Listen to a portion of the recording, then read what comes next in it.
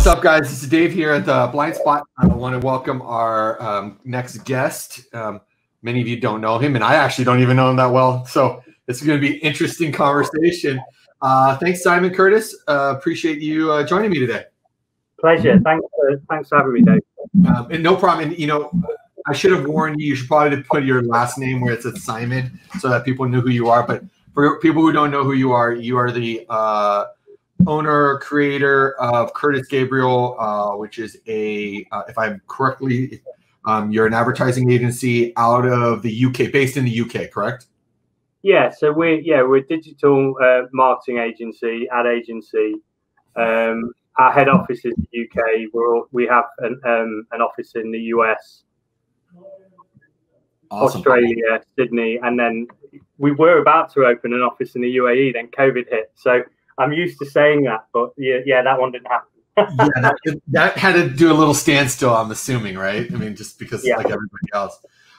Before we get into a little bit of background on you, I want to preface this because I think it's only fair. I, as many people know, dress and talk the way I want because that's what I can do. Simon actually came on this video cast all proper and a nice button down. I could see that he wasn't super comfortable. So I like had to say to him, hey, Simon, you can change if you want, so you don't look better than I do on this video cast. But I love that. I've been wearing this all day. It's a sweater that we try and support a charity in every country that we work in, and this is one that supports the special force veterans when they leave if they get injured, they have a Purple Heart, or they get injured. So I was wearing it all day, and I was like, oh, shall I wear it? And then I dug a shirt out that literally I've not worn for about 4 months, and it was so hard, and I was like, oh, like sweating already. Yeah. But we'll talk about that sweater because I think that it's near and dear to my heart, as I explained to you. But we'll talk about that near the end. But what I want to do is give you the platform to the time to talk about who you are, your background, your company, and then we can dive into it a little bit more. Yeah, sure. That's great. So I'm the founder of Curtis GABRIEL. We're a digital agency that specializes in social media. We do all the other stuff, PPC, SEO, web build, but we've kind of really found our craft in social media. We've been around nearly 9 years now. So we were quite early adopters of social media marketing. I've used it my whole career. My background's the leisure industry. I've worked in sort of nightclubs, bars, restaurants, hotels, and also in sports marketing, all of which were early adopters of social. And then we kind of it was an accident, but we stumbled into social media, outsourced social media marketing as a service. A transportation company in the UK asked me to go in, and they got rid of a member of staff, and they asked me to explain Facebook and Twitter to them. And after about 30 seconds, they literally went like that and went, "Stop talking. Can you run this for us?" And I was like, "Yeah." So I went and chatted to my business partner and said, well, "What on earth are we going to charge for this?" So I went like that. They said yes, and that was. And the rest is history, I guess. We've always worked in transportation, which is obviously how we connected. It's not our only vertical. We work in hospitality. We've actually got we do a lot with Hilton, EMEA, so Europe, Middle East, and Africa. So we're preferred supplier for them. So we do a lot in hospitality. But actually, my belief is that the chauffeur industry is hospitality as well. So the crossover and the synergies are massive. So, so that's a little bit about us without kind of drilling too far into the details of the intricacies of our service. We like I said before, we do have an office and a base and boots on the ground in the US. Not as many as we had pre-COVID because they were just about to move out. They were traveling out, and then we kind of said, probably not a good idea to go. So we're working remotely at the moment, but we have probably 24 chauffeur companies across the US that we're working with currently, and then we also work in other sections of ground transportation as well. But you know, as your audience is largely chauffeur, I won't talk about taxi. Yeah, let's no, it's okay. We can talk about everybody because at the end of the day, we're all kind of, you know, it's an interesting thing that you just said that, you know, if this was, you know, 5 or 6 months ago, we were having this conversation, I had probably told you, hey, don't talk about anybody else. But, you know, the reality is we're all in this shithole together. Yeah. And the sad part is we look in the mirror as owners and say, holy shit, what the fuck, you know, what the hell did we get ourselves into? And then we remind ourselves, oh, this wasn't our fault. But then we want to blame somebody. Yeah. So who do you blame? Like, it's, right. I mean, what I have I have a quite interesting position because we are so heavily invested in the US. I see what goes on in the UK, the US, and even Australia as well to a lesser extent. Okay. You know, whose fault is it? Could anyone have predicted this? You know, I remember being at Chauffeur Driven in February, and I knew full well that what was going on in China. So did everybody, but everybody was a bit, well, it's over there. It's not gonna come here, because the other ones like bird flu and SARS and Ebola, right? Like, you heard about them, and it's like, yeah, whatever. You know, eat some chicken soup and you're fine. But then this one, you know, wow, you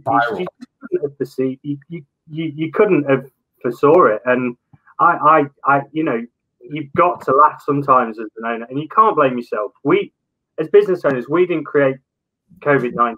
It's as simple, simple as that. And our responsibility is to survive. That's my opinion of 2020, and we'll get through it. And you have to look at it like that. And however you do it, you get through it. Right, and if you do, you might not feel it right now, but you will be in a stronger position to we've all had knocks, right? As business owners. Of course. You're almost narcissistic to be a business owner. It's such a lonely existence where there's no one else to turn to. So this is just like that, but it's on crack, you know. It's next level. Anything else we're going to face, probably, you know, we're similar age, right? I doubt I'll face something as tough as this as a business owner again, in my opinion. So anything else is just going to be kids' play, right? Right. Well, at this point, yeah. I mean, I look at it. It's funny that you say that, because I think it's really. I had a conversation this past weekend about feeling like what's tough is the fact that I have nobody to turn to, because I'm the owner, and say to them, okay, what do we do? In the sense of, like, not about like giving me ideas of how to move forward, but just that internal feeling of like, we've, for the last 10 years, have built the company up to be a multi-million-dollar company, and suddenly we're at 25% of what we were in last year, and we're halfway through this year. So, you know, my hope is that, you know, we come around a little stronger, and if we don't, we don't. But like you said, I think it's important that we, you know, bunker down now, while we have the quiet time, to figure out, okay, what do we need to do on the flip side of all this to really grow our business. And I think that's why I really wanted to have you on here. And I got introduced to you through, I think, one of your teammates, one of your guys, Levi, right? Yeah. So Levi and I have been communicating on Facebook. I know you guys are working with one of my really good buddies over at Signature Transportation Group. I know that you work with Classique and Kevin over there. And so I kind of wanted to talk about a few things about social media and marketing. A lot to do with, you know, a lot of people who, so I'll give, for me, prior to this year, I never had anybody doing SEO, marketing, anything in that level of really brand awareness, because I've been kind of the brand within the brand. Yeah. And what I realized as COVID hit was it didn't matter who I was. We were fucked. And when I realized that is when I started to realize that it's important that I get the brand out from under me and let it build its own kind of like feet. And so we hired, we rebuilt our website with the help of another colleague of mine. And then we hired, her name is Virginia, and she's basically doing content writing for us. Yeah. She's been managing our social media. She's kind of doing, she's what we would call our brand manager. I've kind of thrown a lot of roles on her because what I've realized over the last, well, I'll probably say over the last 2-3 years of running this company is I'm better off delegating the shit I don't know how to do. Because if I take it on, it's going to look like the shit I don't know how to do. And so I think a lot of business owners in our industry fail to do that.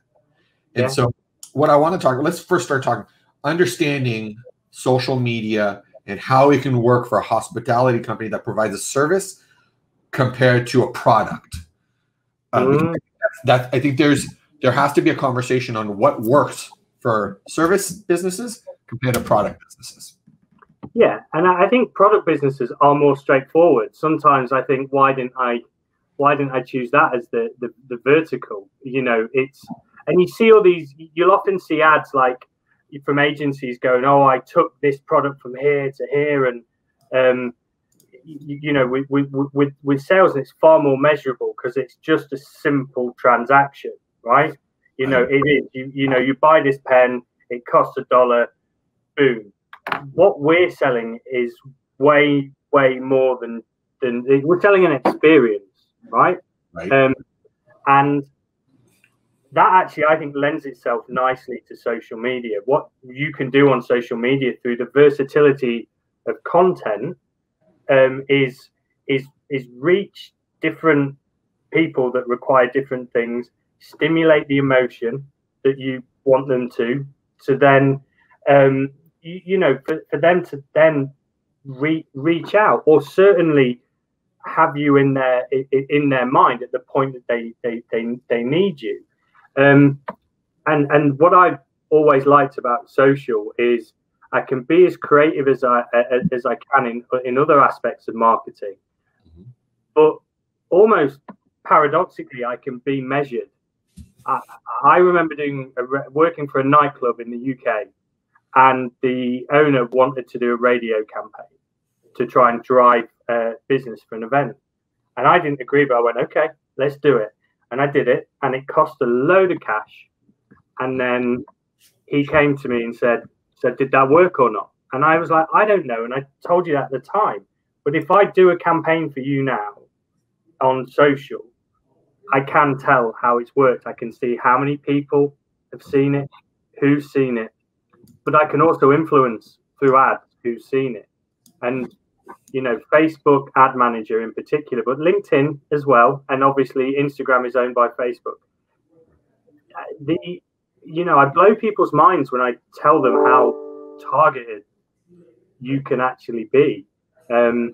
Not just the things that you would think, you know, like, you know, kind of age, sex, demographic, but you know, you can dig into behaviors and sentiment and affluency, you know, and the one I always use. So my wife had a baby boy 3.5 weeks ago, hence the bags under my eyes. Congratulations. And, thank you. The day that I posted on Facebook, because it's, you know, it's the easiest way to let everybody know that you know, everything's fine and the name and everything. Literally within an hour, my newsfeed was full of ads for targeted dads of newborn babies. You know, some people might be, oh, that's Big Brother. I love it because as a consumer as well, because I don't see shit that I'm not interested in. When I was a kid, you know, when adverts are on, you would have to watch everything. Even TV now has filters, and you know, so cable, or we call it Sky in the UK. It has filters both locally, but also it looks at what you watch, and then it will tailor ads. Netflix, right? Yep. Netflix has, you know, how you can have like different profiles. It's not just profiles for the purposes of showing you stuff you want to watch. It's so they can profile you for ads. You know? I could go on and on about this. My point is though that social media is incredibly targeted, and that when you are a service business, I think that's incredibly important, because what you are for one person is different to what you are for another. Whereas a kind of a pen's a pen. Have I answered that question well enough? I don't need to go into the details of how different the different types of customer you have require different things. I think everybody who knows, but you can tailor your marketing to that. Well, I think it's important that part of this conversation is bringing awareness to myself too, but also a lot of people who are the small to medium operators who don't have a budget of, let's say, $100,000 a year or $200,000 a year to develop this ability to do what you're talking about. I think a lot of people, as part of this the initial question was, the difference between a service and a product. You go to Instagram, you put a product on there, people like your product, they're going to start following your product. Yeah. But on a service level, it's a little bit different, where Facebook, in my perspective, Facebook and LinkedIn is better for a service-based business, because it can tell a story. And there's a way, I think, because I want to believe this, I know a little bit that Instagram was more about pictures. And it's solely about, that's all it is. It's just literally pictures and hashtags. That's it. That's all it was. And then they went to videos, and they went to IGTV, which is totally cool and all that great stuff. But it doesn't really allow a client to experience, because I think Instagram is when somebody's, and I use this analogy and I hope nobody throws up. It's like when you're sitting on the toilet and you got nothing to do, you look at Instagram. Yeah. When you're sitting on your laptop at your desk trying to figure out things, you're looking at Facebook and you're looking at and LinkedIn, because LinkedIn is your business side of things. That's why. And they're both more versatile platforms. Instagram, and why it'd be more alien to you in your professional capacity is, you don't target that millennial crowd. Exactly. I would argue that maybe you should start during COVID and pursue retail business with the kids that don't give a shit as much as others about getting infected, but still have a value, because you can target the high end user and actually, because the stats are there. People don't want to use rideshare, so but not everyone wants that retail business. But there's I could talk for a long time about how in the UK the kind of chauffeur industry has serviced that retail sector without getting the drunken idiots on a weekend. But I won't go there. But I do think that there is a place for every platform. But for especially pre-COVID, Facebook and LinkedIn are absolutely the two platforms that I would implore everybody to embrace. And for LinkedIn, it's quite an interesting, and I guess Facebook as well, is a personal LinkedIn and the professional business page. Right. And just how versatile it is. You're right. It's telling a story. It's stimulating emotion. It's letting people know what they will get from your service. But then, produce content that people are interested in, and they will follow your brand, and you can grow an audience. What other form of marketing can you do that? Right. Where you constantly be building an audience, communicating with them, letting them know what you're doing. And that can be, when you've just got a new vehicle, you're operating in a new area, whatever it might be. Right. So that's another huge, big aspect of social. And the other thing that I would really, I think, why social above PPC or SEO? Because a lot of people know about those. They've been around a lot longer. And it's the difference between search intent and proactive search. And what you can do with social media is go after new markets, go after new people, as opposed to just relying on people searching for, a limousine in da-da-da. You know, we can go and go, right, I'm going to put an ad together that's going to target, I don't know, elder business people whose mobility is slightly less. Right. You know, produce a video of how you look after in the experience, and we can target decision makers over, you know, on LinkedIn, decision makers over 50 of a certain, you know, of a certain level of job that would demand your type of transportation, you know. And so that's one element of being proactive.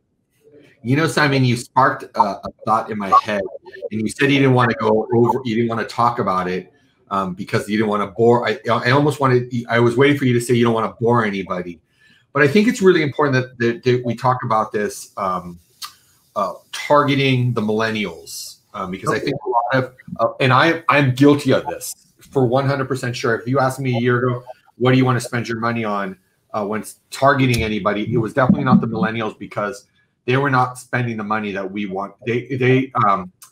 I know there's like good money and bad money, like the smart money and, you know, that kind of thing. Like, I think millennials want to spend more money on drinking and partying than it is maybe on, you know, taking a nice car out for dinner or taking a private jet somewhere. You know, they're not thinking that way yet. But I think COVID really made people think that what I started thinking was potentially clients over 60 who are doing really well for themselves and are established financially probably would take this experience and say, I need to slow down. And I need to maybe move to the right so the people who work under me that are the millennials get to start pushing up so they can keep running my company so that I could just kind of sit on the sideline and not be so active. Where now the millennials are starting to say, fuck, man, we can be making the money that our bosses were making. Yeah. We just push harder. We got to think differently. Yeah. And millennials are the bosses of the future. They are your customers of the future. So why not talk to them now? Condition them to to demand your level of service. Right. You know, bizarrely, I'm a millennial, right? I don't know how. I'm 38. I'm considered a millennial too, and which is crazy to me. Which is crazy, but the point is, we know we like that kind of travel. We'll do it, and some of this is literally is us not encouraging them to come to us. And there's another COVID factor which is worth talking about, is that people aren't spending the money on partying. You know, so their values have changed, and also another thing is don't judge everybody the same. You know, don't paint everyone with the same brush. Yes, there are millennials that like to go out partying and generally, but we go out drinking. Okay, yeah. So what's that? And we would get picked up by a chauffeur, and it would be okay. But somebody 10 years younger who might be more responsible, because I can be a fucking idiot at times. You know, you won't let that person in. You'll tell it's wrong in so, but it's not wrong or right or wrong. Smart money was corporate contracts. Of course it was, right? But that's slightly out the window now, and so there's an opportunity to make an impression on a generation that is spending still. And yeah, it's retail. Yeah, it's different, but you can still pull them in. And the thing is, they are on LinkedIn as well, but they have grown up. Like, I grew up with video and dial-in internet. You know, you picked up the phone to ring somebody, and somebody else was on the internet, and you got that horrible, So I lived in that analog world. But these kids haven't. They are digital through and through. They have the capacity to be on LinkedIn and on Instagram and on Facebook and on YouTube and so on and so on. So, this is a great opportunity, COVID, to reach out to those. And you can still not take bookings at 3 a.m. on a Saturday, on a Sunday morning, but those people, if you can present your product as appealing to them, will choose that over rideshare, especially during COVID. But during COVID, they're not going out partying as much. So, and they are interested in investing in their health and actually getting one of your vehicles where you can uphold those levels of standards of service, they will spend money with you, but nobody's telling them to do that. Right. You know? If we're not telling them, then they're not going to do it. It's exactly. We kind of have to be like the big brother, big sister to them and say, hey, you should be investing a little bit more of your money into safety because long term it's going to be a payoff. And then they're going to get the tasting of it. It's kind of like you put it. Then it's gone. Like it's like when you fly first class for the first, or even business, right? Then you go back and you're like, well, you never ever want to fly regular ever again. That Vegas did that to me. So I was so ill after Vegas once, after a conference. We stayed for a couple of days that I just couldn't face it. So that was the first time I upgraded, and so I blame Vegas for that. But the analogy is a correct one, and you get people for taste. It's like good wine. It's like, you know, good steak. It's like anything in life. But these guys do have the disposable income. Not all of them. But not all business people will get a chauffeur.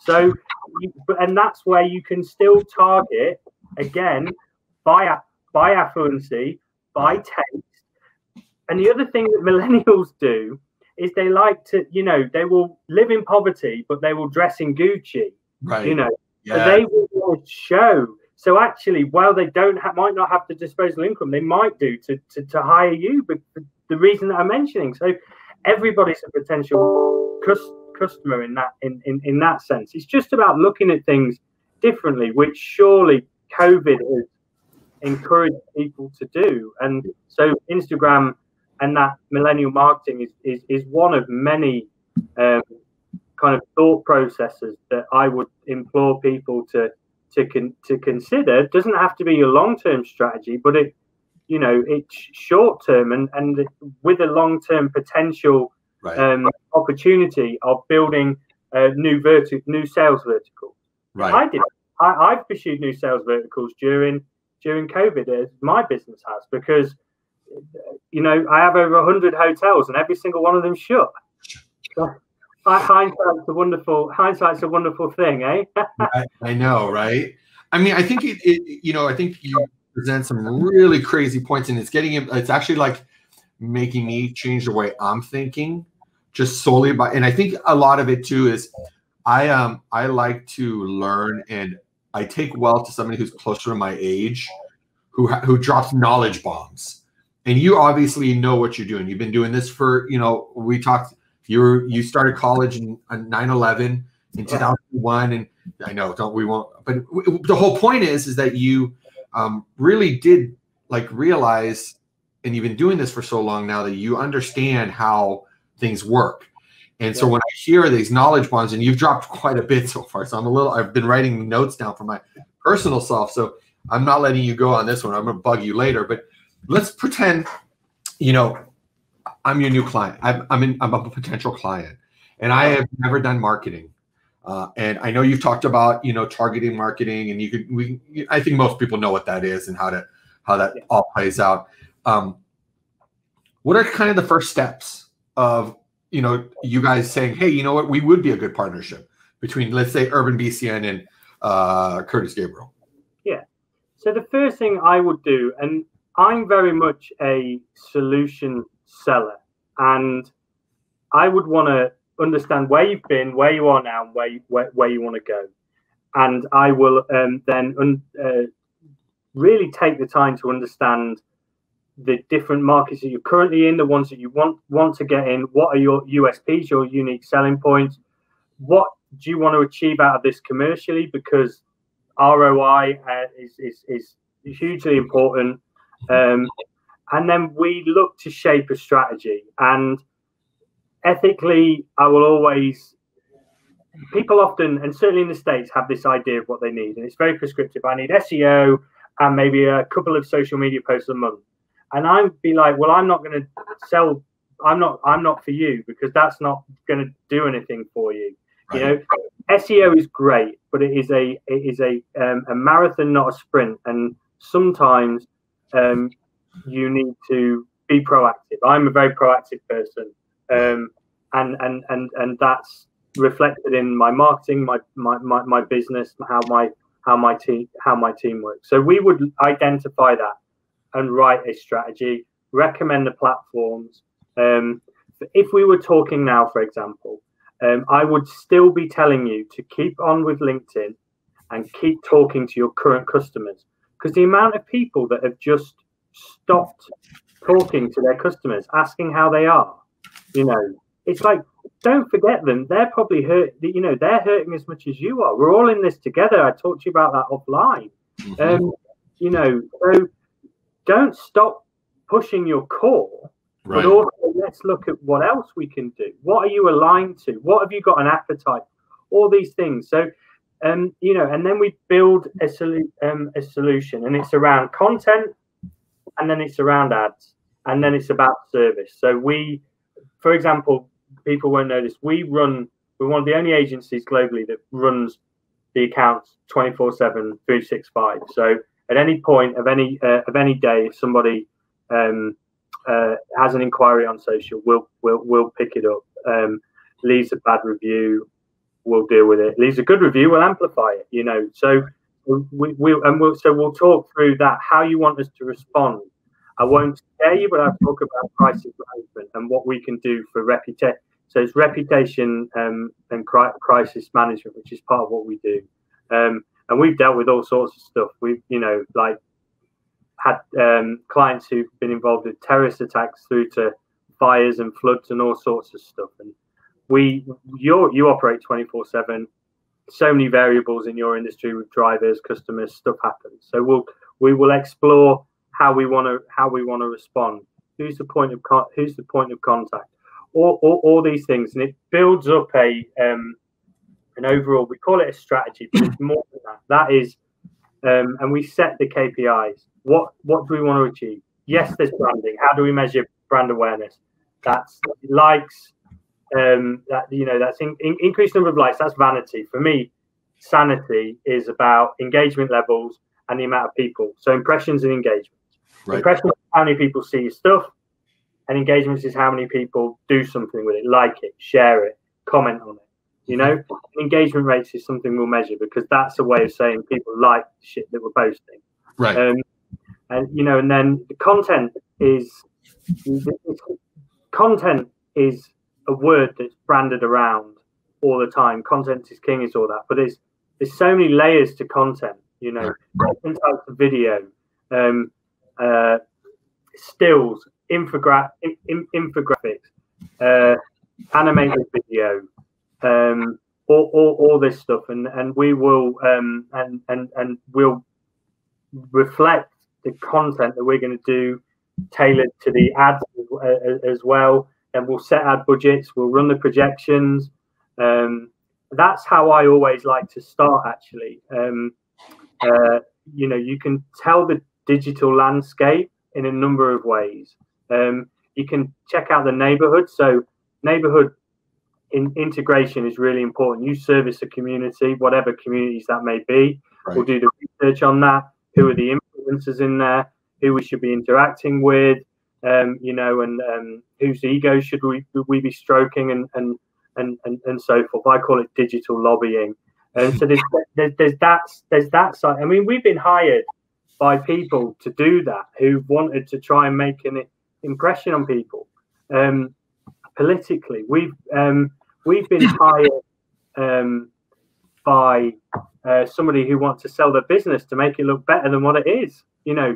All sorts of stuff. But so so we will go through that whole interactivity piece and the neighborhood and the people to talk to, because you shouldn't forget the organic side of social media, right, which I actually think you guys as an industry in the US do really well, actually. As an industry, you organically, you put something out, people engage with it, you're very engaged.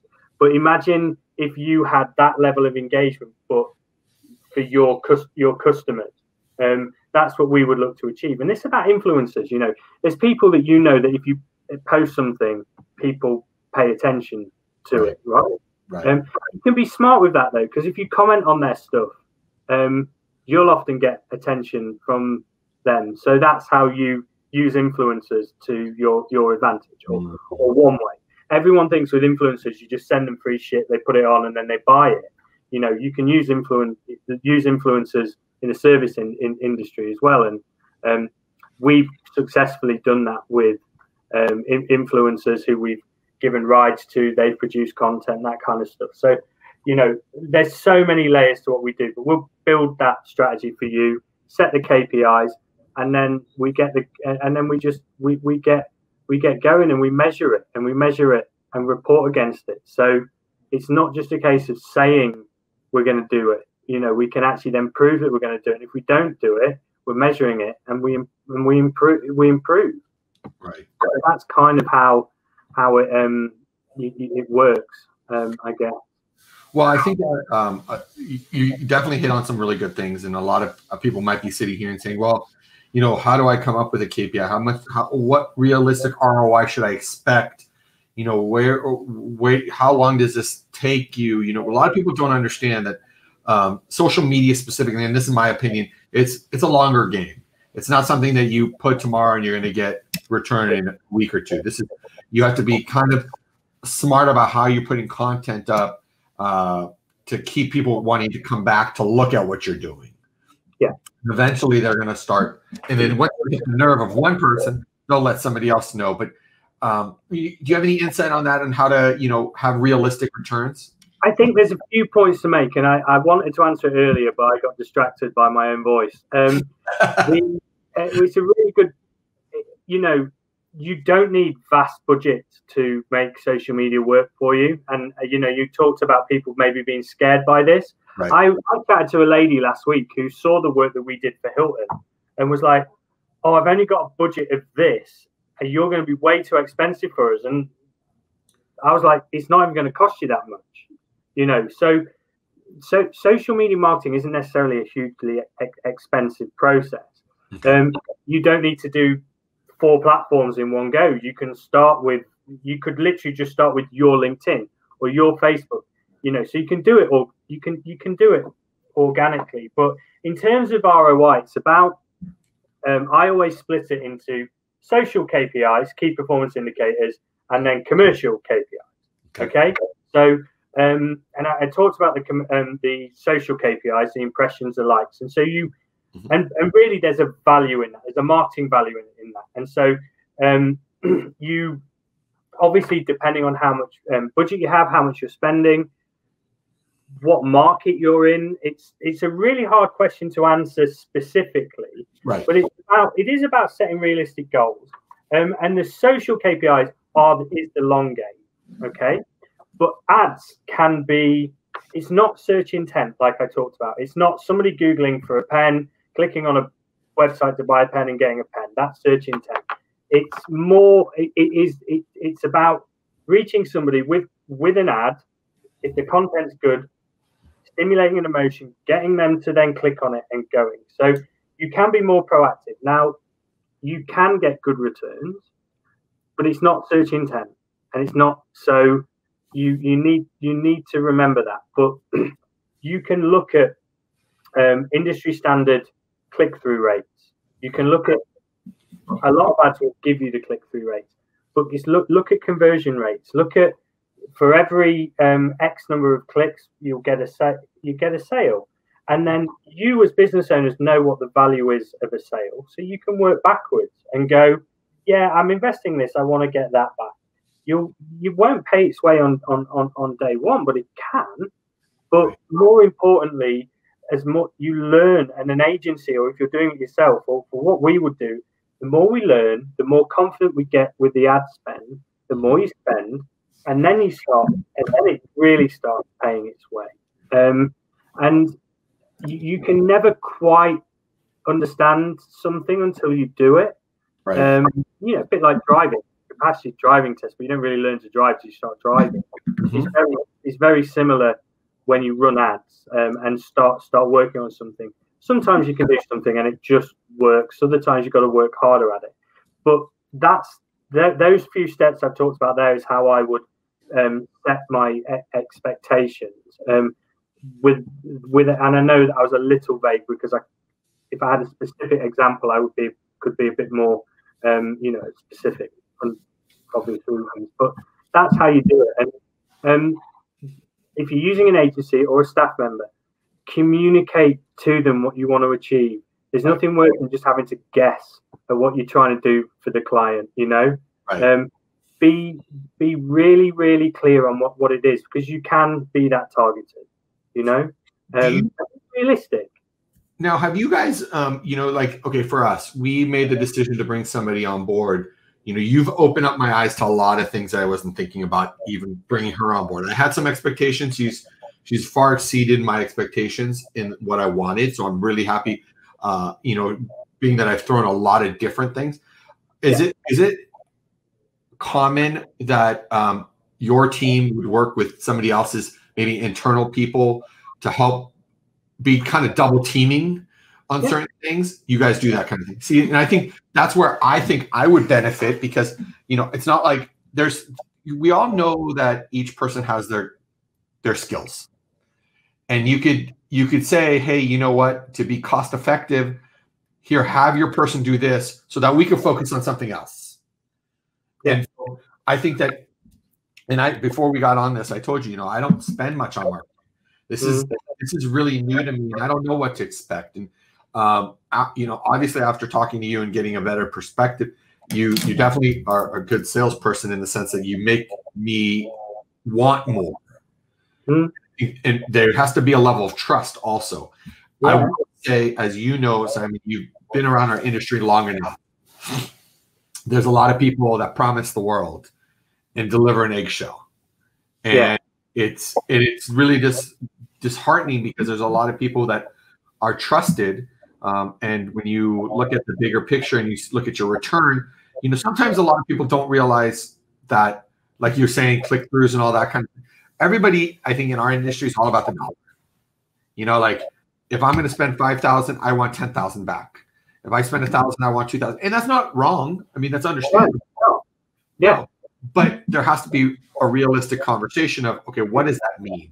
Because you have to look at the marketing value as well as the value of the return on investment. So the commercial, like the commercial ROI and the social ROI. And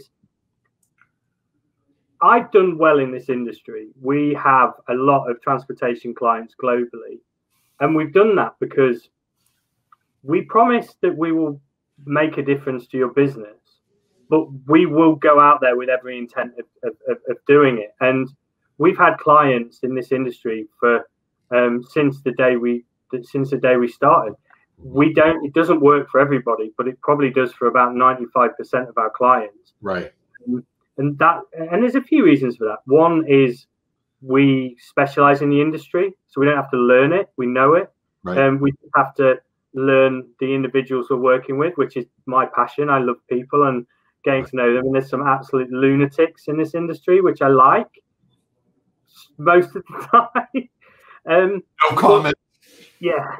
But, you know, it's quite a hard, you know, it's quite a hard one to answer. I've lost my trail of thought. I was just thinking about all the lunatics and I'm not gonna lie, I did too. I mean, I think what it comes down to is that there's go ahead, process your thoughts. Yeah. So longevity is about something that I said before, and I think it's really important not to rip people off. Like, you can't achieve anything there, and it's about playing the long game. And I think that's why we've done well during COVID, because we've tried to teach people about the long game. And by doing well, we haven't, you know, we've kind of stayed about flat-ish, you know. So and building trust, and you're not going to do that if you charge the earth and just try and you know, take the piss out of someone because they don't necessarily understand it. And there are sharks in my game who will charge tens of thousands of dollars for a website that you know, they're literally just downloading a template, and, you know, or because nobody really understands SEO, they'll charge thousands. We don't do that. You know, but we also try and say, like I talked about, outlining what we're going to achieve from day one and working towards it, and view it as a partnership. We try and be an extension of the team. And you mentioned a good point. You know, can you work with in-house teams? I actually like it when there's an in-house team, because it's a point of contact for us. An in-house team can't run your social media as well as we can. Of course not. But an in-house team with us can run it better than just us on our own. Because, you know, an in-house team can't work 24 hours a day. They can't be Facebook accredited and have a brain for ads, have a brain for creative, have a brain for, you know, and have all this. Whereas we've got a team of that, but we're never going to know your business as well as you. Right. So working together, you can achieve more. So, you know, and like, I think in my younger years, I would look and see a marketing manager as a threat, and they would see us as a threat. But it's not like that. So you can work with in-house teams, and you know, you can. There's no point if they can do something, then we'll say, right, well, we won't do this, but we'll do this, and blah blah blah. So right. No, I mean, I think, Simon, you this one. Thank you for coming on here. I mean, it's obviously it's getting a little late, and you've got a little baby to attend to. But I wanted to thank you for joining us. I mean, I think the knowledge that you just brought, it opened my eyes, and I'm already just sent a message to Levi that I want to have a conversation about, you know, how can URBANBCN and Curtis Gabriel work together to, you know, to help us grow as you've done for other people. And you know, I think your ability to describe things to people like me who are not in this world of yours, to understand it, is really important. And I think that, as you know, there's a lot of people in this industry that promise the world and don't deliver, and everybody tries. You know, nobody's out there. My belief is nobody's out there to screw anybody. There are some people out there that I think our industry is a little bit better than that. Yeah, I agree. And so my hope is that other people who are watching this, I'm not picking sides or pointing at and saying one person's bad or one, but I think your ability to describe things is what is going to, one, make this video very popular with not just our industry, but the reason why I want people outside of our industries to, you know, expand our thought process. I've been stuck to my ways, and trust me, I have a guy that works for me, Corey Witzel, who bashes me all the time in a positive way of like, you got to think differently. And he's got way more experience in this business. He's older than me, and he's telling me, and it's like, okay, finally I'm starting to realize, okay, I need to find a different avenue to be as successful as I was last year. Yeah, and you do, and you want to keep pushing forward, but people need to understand what they're buying, and I guess that's why I do try and make it in a way that people can understand, because it's important, because you need to make an informed decision and be committed to doing it. But you know, there is an ability to better yourself through social, and even during COVID. And I guess that's the last point I'm going to make. It's that you don't need to spend big bucks, but I do think that during COVID you can look for new avenues, try new things. You're never going to get a better chance to pursue retail, pursue security, a concierge service, you know, whatever. Even if it's you find a state that's not doing so bad, and you try and grow your affiliate business there. Right. But in social media, you can target whoever, wherever, however. So, so what better opportunity? And you find something that sticks, you could end up with another string to your business. Even if it's not in transportation, you know, because that's what social allows you to do, is at a click of a few buttons and the production of some content is to be able to target new things. So I've got clients that have started sanitation businesses, you know, outdoor pods for drinking businesses. I could go on, and I won't, but you know, and all because you can do that targeting on social. Simon, I mean, like I told you, as I've been talking to you, the knowledge bombs that you've dropped on me have been awesome, and I really appreciate you taking the time. Before we leave, I do want you to talk about the sponsorship you do for the sweater you're wearing. So if you want to describe a little bit about that and give us where to find that stuff. Of course, and you know, thank you for having me. It's been amazing, and you know, your knowledge in the way you kind of ask me questions is why I've been able to articulate it so well. So, you know, credit to you, Dave. But yeah, so basically we do pro bono work for Operation Healing Forces. They're a charity based down in Tampa, and they support Purple Heart. They do a lot with Purple Heart vets in the special forces. So they'll find work placements for them. They do retreats. So one of the biggest things they do, and as a family man myself, it's again close to my heart, but they do retreats with couples, so it's couples therapy, because you know, special forces, they're away most of the year, and then also sometimes if they are Purple Heart, they are being looked after. You know, they become primary carers. So there's support for that. Then there's another section which is immediate needs. So if and that's basically, whilst the military is very good at supporting people, there are loopholes and bits that fall down. Certain care that's not taken care of. Right. For example, stem cell work isn't funded, but if somebody's got a chance of making a better recovery of stem cell, they paid for that for some vets. Stuff like that. So it's just we were referred to by they were looking for it, and I said we'll do some pro bono work, and we've you know, we've been working with them for 6 months now, and we love working with them, and yeah, it is a really great cause and what they do. So well, thank you for doing that. I mean, it's near and dear to my heart, specifically being a law enforcement guy. I was never in the military, but my family was military out of a different country. But so thank you for doing that. Hey, Simon, I know you have a team here in the United States. I'm not going to put your cell phone all over the place, because I don't do that. It would be interesting on, you know, who or how can we get in contact with your team? Can we just visit your website and do a contact? Yeah. Is that the best way to get hold of somebody? Yeah, so our website, if you're logging on from a URL in the US, our US version of the website will come up. That's got details of how you can get in touch with us. You can get in touch with us on social media, but go to the website or go to our social media, and I can give you the details that you can post in there in the link. Yeah, we're gonna link to it, and you know, I want to give props where props belong. Is Levi, who is part of your team, reached out, and I did get an email introduction to another girl, Terry Lane, I guess is part of your team. Yeah, so my US team in the business development is Levi, who's currently based in the UK. He was moving to New York in April, bless him.